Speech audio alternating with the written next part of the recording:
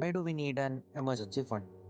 ನೀವು ನಿಮಗೆ ಅಂತ ಒಂದು ಎಮರ್ಜೆನ್ಸಿ ಫಂಡ್ ಮೇಂಟೈನ್ ಮಾಡಿಲ್ಲ ಅಂದರೆ ನಿಮ್ಗೆ ಏನಾದರೂ ಪ್ರಾಬ್ಲಮ್ ಆದಾಗ, ಅಂದರೆ ಮನೇಲಿ ಯಾರಿಗಾದ್ರೂ ಹೆಲ್ತ್ ಇಶ್ಯೂ ಆಗಿ ಹಾಸ್ಪಿಟಲ್ ಅಡ್ಮಿಟ್ ಆದರೆ, ಇಲ್ಲ ಕಂಪನಿಯಿಂದ ಲೇ ಆಫ್ ಆಗಿ ಒಂದು 3 ಮಂತ್ಸ್ ಸ್ಯಾಲ್ರಿ ಬರಲಿಲ್ಲ ಅಂದರೆ ಏನು ಮಾಡ್ತೀರಾ?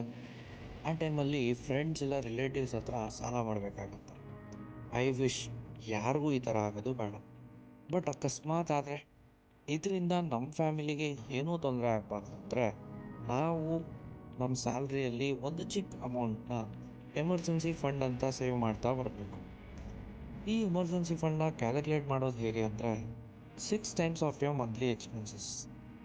ಮಂತ್ಲಿ ಎಕ್ಸ್ಪೆನ್ಸಸ್ ಅಂದರೆ your basic needs like rent, food, medicine, utility bills, ಈ ಎಲ್ಲ expenses, not your outing shopping expenses ಅಂತ. ಸೊ ಟೋಟಲ್ ಮಂತ್ಲಿ ಎಕ್ಸ್ಪೆನ್ಸಸ್ನ 6ನ ಮಲ್ಟಿಪ್ಲೈ ಮಾಡಿ ಬರೋ ಅಮೌಂಟ್ನ consider as your emergency fund. ಈ ಎಮರ್ಜೆನ್ಸಿ ಫಂಡ್ನ ಸೇವ್ ಮಾಡೋ ಬೆಸ್ಟ್ ಪ್ಲೇಸ್ ಅಂದರೆ ಫಿಕ್ಸ್ಡ್ ಡೆಪಾಸಿಟ್, ಇಲ್ಲ ಅಂದರೆ ಡೆಪ್ಟ್ ಮ್ಯೂಚುವಲ್ ಫಂಡ್ಸ್.